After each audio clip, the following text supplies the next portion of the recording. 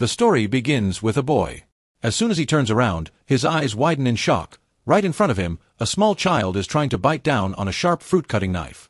Panicking, the boy rushes over, stops the child, picks him up, and runs toward the hospital. But the moment they reach the doorway, the child freezes at the white line marking the entrance, refusing to cross. Terrified as the situation worsens, the boy forcefully pulls him outside, only for the child to fall to the ground, screaming loudly, his chest moving in a strange way. The boy has never seen anything like it and is horrified. The story then flashes back to a few days earlier. Andy, the boy, and his younger sister, Piper, are both minors. Not long ago, their father died in a sudden bathroom accident.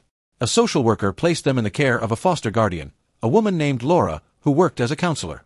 On the first day, Laura greeted them warmly and insisted on taking a group photo.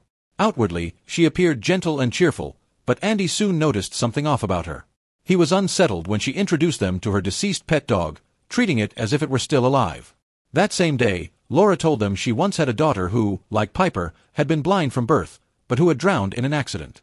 She then received a phone call and told them to explore the house. In the garden, Andy and Piper encountered a boy named Oliver, standing in an empty swimming pool with a cat in his arms, holding it tightly as if he'd never let go. Laura soon arrived, took the cat, and as Oliver turned, Andy noticed a large red mark under his eye. Oliver's gaze stayed fixed on Piper, as if he saw something special in her. In fact, Oliver was also Laura's adopted child, but he was strange, never speaking to anyone. Piper, being friendly by nature, wanted to be his friend. She asked Laura what Oliver looked like, and Laura described him as a cute boy with curly red hair. Andy couldn't understand why she lied, perhaps to create a good image of Oliver in Piper's mind. Laura then showed them their rooms. Piper got the one that had belonged to Laura's deceased daughter, while Andy's was a small room next door. Later, as Andy spoke to a friend on the phone, Laura stood outside listening in. Andy felt uneasy. After he hung up and began talking to Piper, Laura suddenly grabbed his phone and read his messages. This made Andy even more uncomfortable, and he began keeping his distance. That night, Laura sat Oliver down to watch an old videotape of a strange ritual. Meanwhile, Andy, still uneasy in this new home, couldn't sleep. Looking out the window, he saw Laura and Oliver heading to a storage room at midnight. He had no idea what they were doing. The next morning, Andy was mortified to discover he had wet the bed, a first in years. In the bathroom, the sound of running water triggered memories of his father's death. Days later, at their father's funeral, Andy showed no tears or emotion, not even glancing at the body. Laura noticed this. After the ceremony, she cut a lock of his father's hair, telling Andy a final goodbye must come from the heart. Piper was upset to realize Andy had no respect left for their father. Laura insisted Andy kiss his father's forehead, but he refused. On the way home, seeing the siblings so serious, Laura said, "When someone passes away, it's important to celebrate their peace, otherwise grief will eat away at you."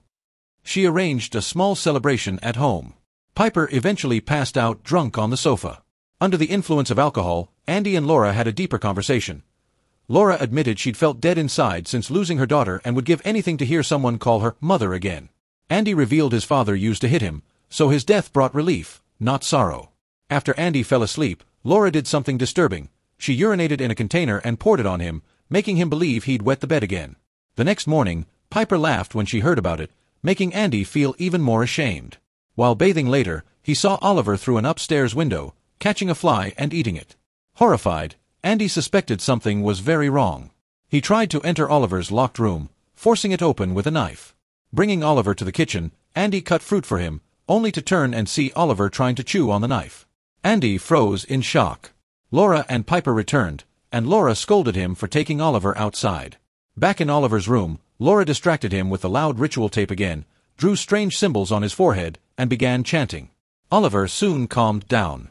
Andy thought Oliver needed a hospital, but Laura warned that entering his room without permission was forbidden. Later, Laura placed the lock of hair she had taken from Andy's father into Oliver's mouth, a sinister act resembling black magic. Meanwhile, Andy, still shaken, went to bathe again but was overwhelmed by disturbing visions of his father's death. He screamed, then woke to find himself strapped to a hospital operating table. In a hallucination, his father's spirit warned him that Piper would die on a rainy day. Terrified, Andy begged Laura, when she came to visit, to never let Piper go out in the rain. Laura agreed, but back home, she invited Piper to play in it. Seeing Piper reminded her of her late daughter, Laura gave her the girl's old purple sweater and, through gestures, asked, "How would you feel if you stayed here with me forever?"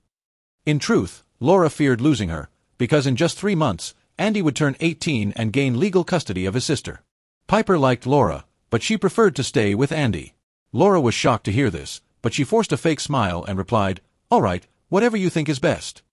After that, Laura took Piper to an old freezer and told her to touch what was inside. Piper had no idea that Laura had hidden her own daughter's corpse in that freezer, as part of a twisted and deranged plan. A few days later, Laura brought Andy home from the hospital. The moment he entered, he noticed that Piper's slippers were covered in wet mud. This made him realize Laura had completely ignored his earlier warnings. His suspicion toward Laura began to grow even stronger. That night, Laura was drawing strange circle-like patterns on Oliver's head while watching a bizarre video. Oliver's eyes had turned red, and he looked completely lifeless. Laura stared at the video as if she were preparing for some kind of dark ritual. Afterward, she took Andy's spray and misted herself with it. She then quietly entered Piper's room and punched her near the eye. The next morning, when Andy noticed Piper's reddened eye, he grew concerned and asked what had happened. But Piper recognized the same scent from Andy's spray on the person who hit her, leading her to believe Andy was the culprit. Laura further fueled this misunderstanding by saying, "Your brother is becoming violent, just like your father." Piper began to wonder if Andy really was turning into his father. Laura also told her that Andy would never be able to take her with him, even when he turned 18. She then falsely accused Andy of using drugs and warned that he could become dangerous at any moment.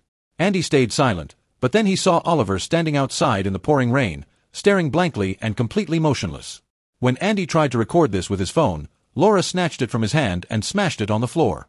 In anger, Andy shoved Laura against the wall and raised his fist, but he didn't hit her. Still, Laura screamed as if he had attacked her. Witnessing this, Piper believed Andy had assaulted Laura and took her side, misunderstanding the situation. Deeply hurt, Andy left the house and went to Buddy's office. While waiting there, his eyes fell on a missing child poster.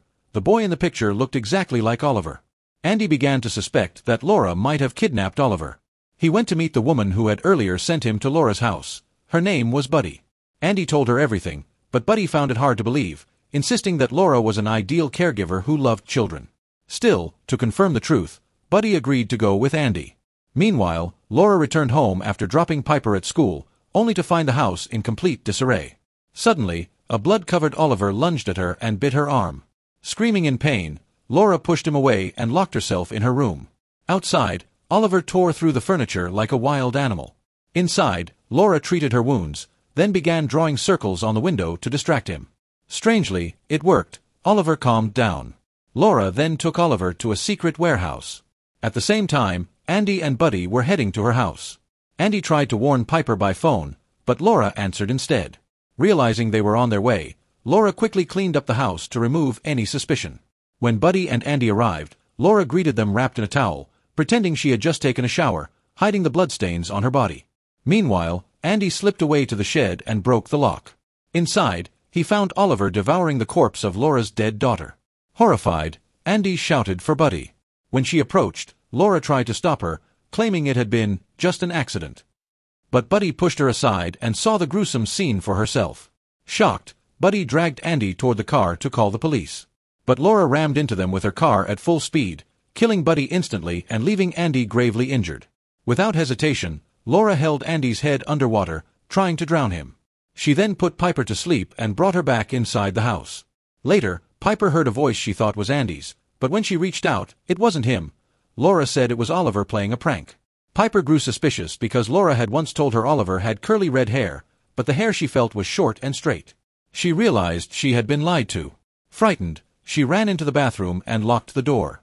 As she stepped back, her foot touched something soft. It was a human body. Feeling the face, she recognized braces. It was Andy. But Laura soon unlocked the door with a key and entered, revealing her true intentions. She confessed that she had contacted an angel who promised to resurrect her dead daughter, and Piper would be the vessel. "All that's left is to drown you," Laura said. "Once you die, my daughter will return in your body." Piper, terrified but determined, threw a glass at Laura and tried to escape.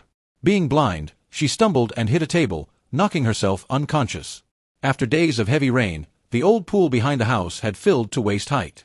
Laura dragged Piper into the water to drown her. The shock of the cold water woke Piper, and she begged for her life. As a final plea, she called Laura Mom, triggering a flicker of maternal instinct. Memories of her real daughter flashed before Laura's eyes, and she loosened her grip. Piper quickly removed her sweater and tried to climb out, but Oliver charged at her. Though blind, Piper's courage had grown. She kicked him in the stomach repeatedly until he stopped. Oliver began coughing blood, his eyes clearing as if freed from some invisible force. He crossed an unseen barrier he could not before. When the police arrived, Oliver was back to normal. Meanwhile, a trembling Piper reached the road, where a passing driver took her to the hospital. Laura's dream of reviving her daughter had crumbled. In despair, she embraced her child's lifeless body and jumped into the same pond, choosing to live, or die, only with her. And with that the story ends here.